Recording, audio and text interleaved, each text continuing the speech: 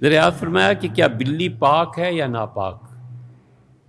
بلی جو گھر میں پالی بھی جاتی ہے، اکثر بچوں اور بڑوں نے اٹھایا ہوا بھی ہوتا ہے، اس طرح کپڑے ناپاک ہو جاتے ہیں، کیا ان کپڑوں میں نماز پڑھی جا سکتی ہے؟ بعض اوقات کا خیال ہے کہ بلی اگر گیلی ہو تو ناپاک ہوتی ہے۔ مزید یہ کہ بلی کی خرید و فروخت جائز ہے یا ناجائز؟ بلی کو رکھنا جائز ہے بھی، اس میں تو کوئی شک نہیں ہے، اور بلی کے جسم پہ ظاہری طور پر اگر کوئی گندگی نہیں لگی ہوئی تو بلی کا جسم پاک ہوتا ہے۔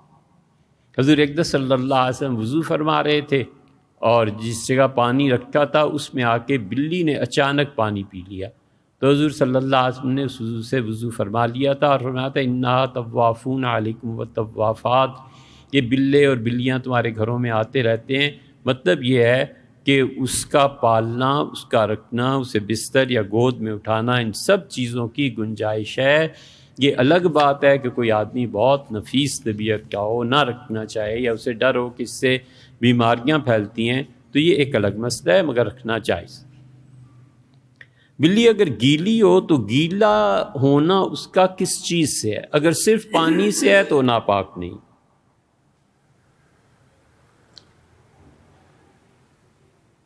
یہ یقین ہو کہ ناپاک پانی سے وہ گیلی ہوئی ہے تو ظاہر ہے کہ وہ پانی پہ حکم لگے گا کہ پانی پاک ہے یا ناپاک۔ تو بلی اگر ناپاک پانی سے وہ کسی کے کپڑوں کو تر کر دیتی ہے تو کپڑے بھی ناپاک ہو جائیں گے۔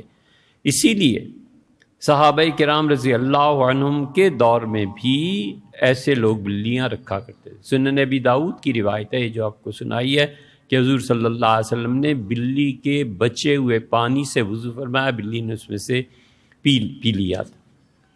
اسی طرح بلی کا یہ ہے کہ اس نے مثلا چوہا کھایا، تو اب وہ چوہا تازہ اس نے کھایا ہے تو اس کے منہ میں اس کے اثرات باقی ہیں، تو چوہا تو حرام ہے، تو اگر وہ پانی پینے کے بغیر کسی چیز پہ منہ ڈالے گی تو وہ جو کچھ اس نے کھایا تھا اس کی وجہ سے وہ پانی یا جو چیز پیا ناپاک ہو جائے گی۔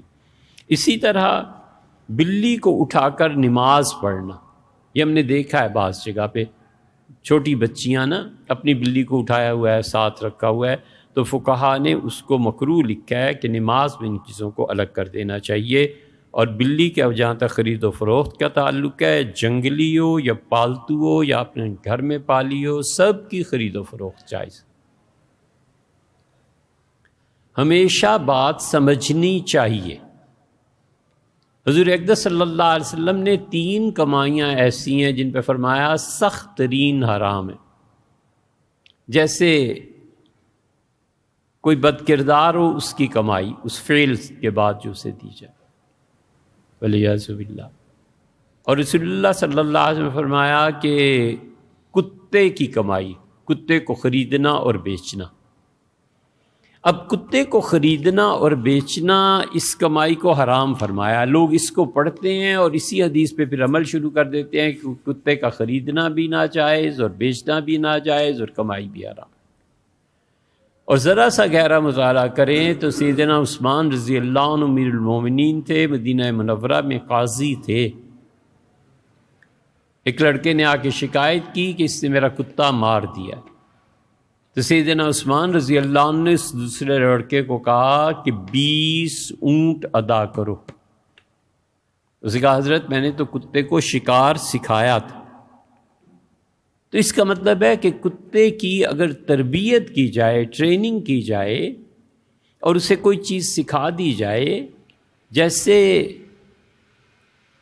نشہ آور ادویات کا سونگ لینا، جیسے رکھوالی کرنا، یا اس قسم کی جتنی چیزیں ہیں، اب کسی انسان نے محنت کر کے اس پہ سکھایا ہے نا اسے، وہ اپنی محنت کی اجرت لیتا ہے، وہ اجرت جائز، اس میں کوئی حرج نہیں۔ اب فتنہ پرداز امت کو برباد کرنے کے لیے جانتے یہ سب کچھ ہے، اور کہتے ہیں صحیح بخاری میں لکھا ہے جی کتے کی اجرت ناجائز ہے، اور دیکھو عالمگیری میں لکھا ہے کہ کتا کی خرید و فروخت جائز ہے۔ تو حضور صلی اللہ علیہ وسلم فرما رہے ہیں کہ وہ ناجائز ہے، اور یہ فتاوی عالمگیری اور حنفی کہتے ہیں یہ یار ذرا اسے غور سے پڑھ لو۔ حنفی کہتے ہیں ہر وہ کتا، ہر وہ جانور جس پہ انسانوں نے محنت کی ہے، سور کو نکال کے وہ کہتے ہیں کہ اس کی محنت کی اجرت دی جائے گی. اس لیے بلی پر اگر محنت کی ہے تو بھی نہیں کی تو بھی یہاں تو کوئی اس کے معاملے میں کوئی بھی پابندی اس کا ذکر ہی نہیں.